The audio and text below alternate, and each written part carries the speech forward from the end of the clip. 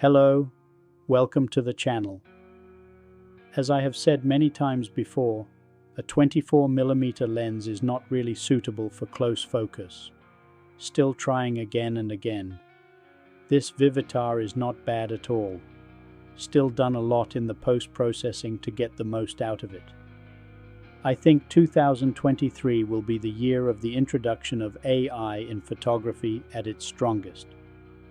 Immediately, there is a discussion about whether or not to use AI. I don't see any problem. The priority of a photographer like me is to take stunning pictures. We shouldn't try too hard, it won't go away. We also never had a problem with Photoshop getting a function to sharpen photos. It's all part of it. The creativity will be increased to a great height.